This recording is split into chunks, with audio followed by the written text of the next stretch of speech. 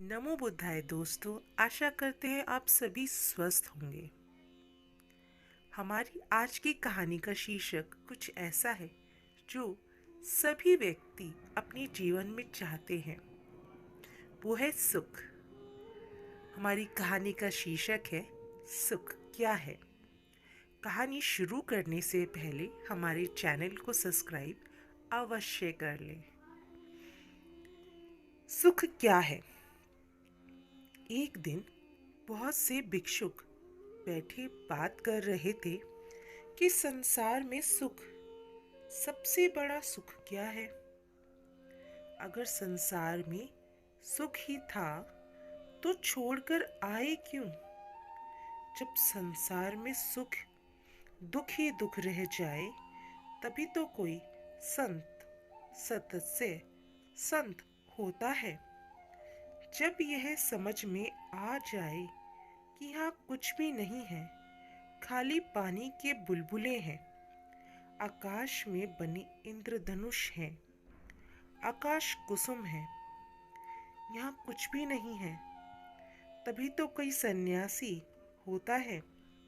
सन्यास का अर्थ ही है संसार व्यर्थ हो गया है।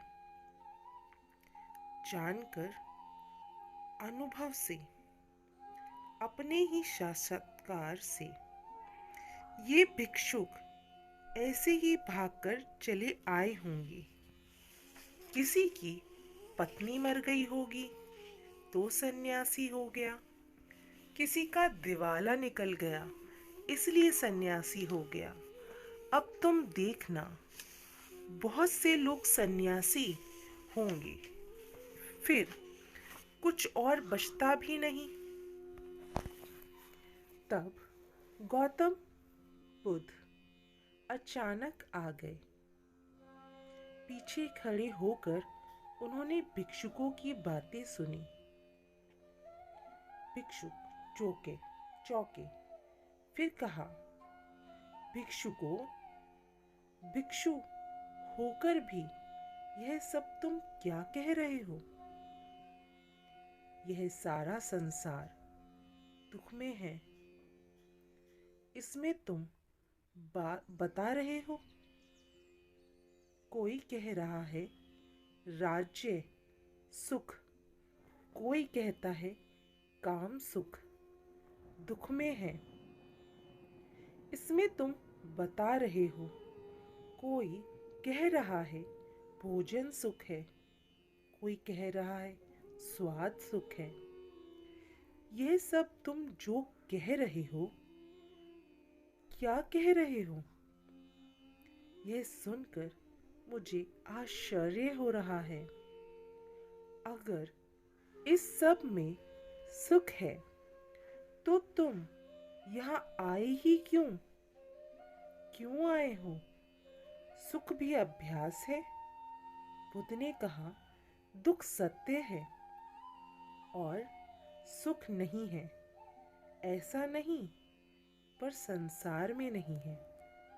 संसार का अर्थ ही है जहाँ सुख दिखाई पड़ता है और है नहीं, जहाँ आभास होता है, प्रतीत होती है, इशारे मिलते हैं कि, लेकिन जैसे जैसे पास जाओ पता चलता है कि सुख नहीं है। फिर सुख कहाँ है? बुद्ध ने कहा, बौद्धत्पाद में सुख है।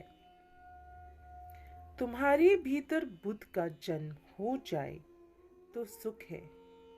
तुम्हारे भीतर बुद्ध का अवतरण हो जाए तो सुख है।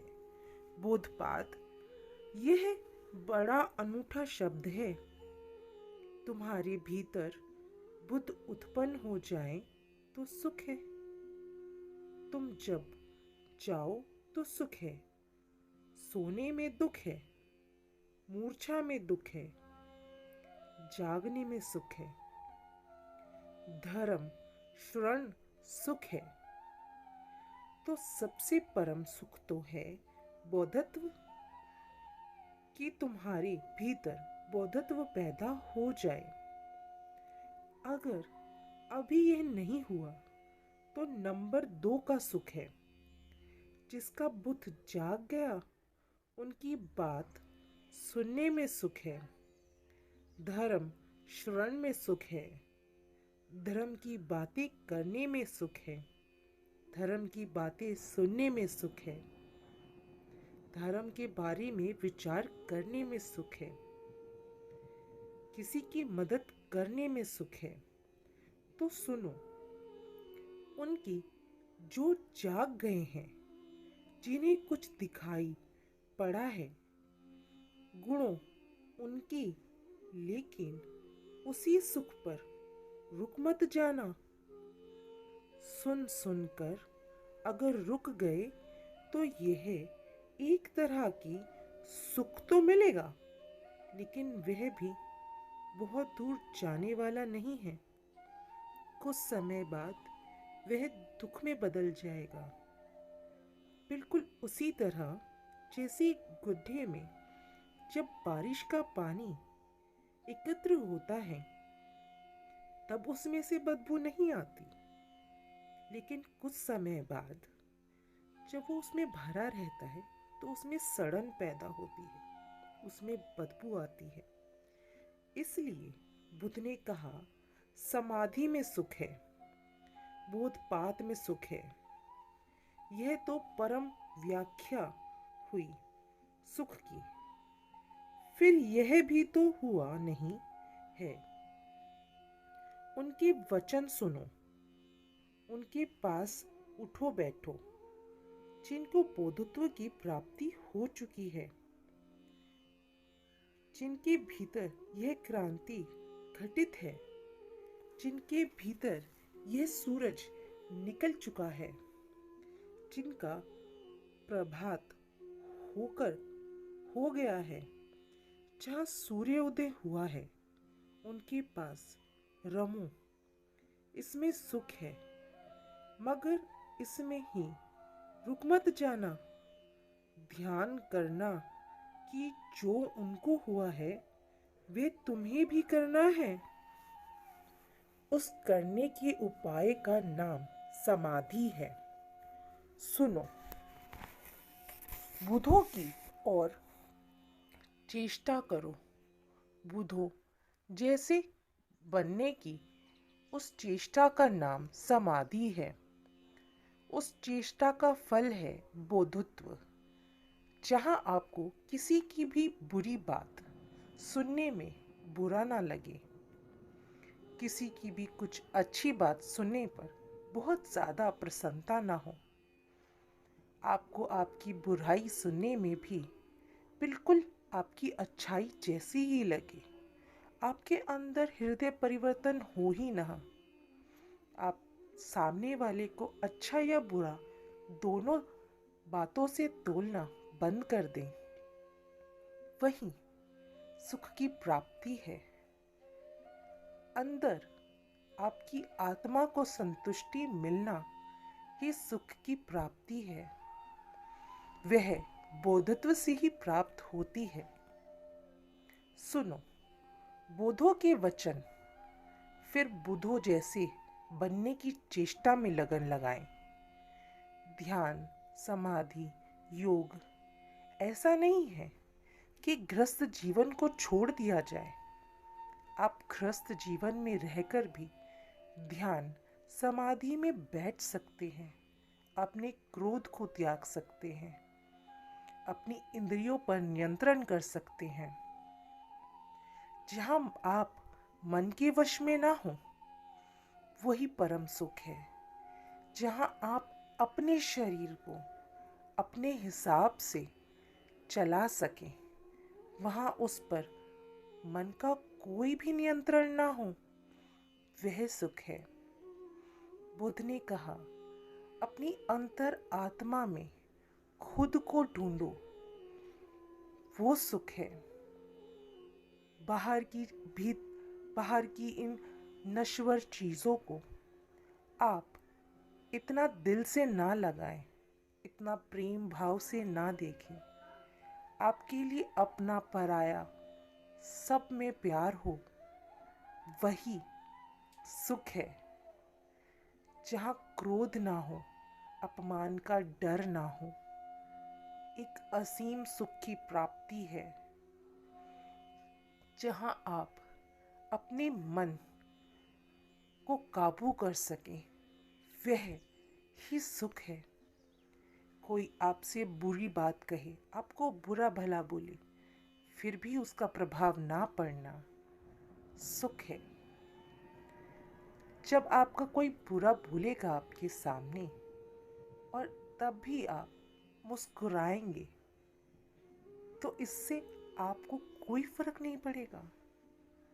आपका मन तब भी वही शांत, एकदम शांत समुद्र की तरह होगा। ध्यान ध्यान करने से ही यह आएगा। जब आप समाधि योग में बैठेंगे, तभी आपको इस परम सुख की प्राप्ति होगी। आपको बोधो जिन्होंने प्राप्त कर लिया है, उनसे यह वचन सुनने हैं कि उन्होंने ये कैसे प्राप्त किया। उनके मन में ऐसे कौन से विचार हैं, उनकी बुद्धि में ऐसी क्या बात है जो वो ऐसा विचार कर सकते हैं कि उनका कोई अपमान भी करे तो उन्हें दुख नहीं होता, कोई उनका सम्मान करे तो उन्हें सुख प्राप्त नहीं होता। जब सुख और दुख दोनों की ही आप सीमा को पार कर जाएंगे, तब आपको सुख और दुख से कोई फर्क नहीं पड़ेगा। आपको अंतर मन में सुख की प्राप्ति होगी, क्योंकि आपको उस परम सुख की प्राप्ति हो जाएगी। जो परम सुख मेरे पास है, बुद्ध के पास है। ध्यान समाधि योग, और जिस दिन बन जाओगे उस दिन परम सुख की प्राप्ति होगी। उस दिन आप उस परम सुख को प्राप्त कर सकते हैं। उस दिन आप इस दुनिया की दौड़ में जीत सकते हैं। हमेशा पैसा, धन दौलत, अच्छा बुरा, इन सब विचारों से आप कहीं आगे निकल सकते हैं। आप उस ग्रस्त जीवन के अंदर रहकर भी उस परम सुख को प्राप्त कर सकते हैं। अपने अंतर मन की बात को सुने और ध्यान में बैठें, सब सुख प्राप्त होगा। आप उसी गृहस्थ जीवन में बैठकर भी अंतर मन से सन्यासी हो सकते हैं, क्योंकि आपने अपनी इंद्रियों पर काबू किया हुआ है। आपको पता है कि आपको किस तरह से उन्हें नियंत्रण में रखना है। नमो बुद्धाय दोस्तों, आज की कहानी आपको कैसी लगी ज़रूर बताएं। यदि आपको वीडियो अच्छी लगे तो इसे शेयर करें, चैनल को सब्सक्राइब करें। नई वीडियो की नोटिफिकेशन के लिए बेल आइकन ज़रूर दबाएं।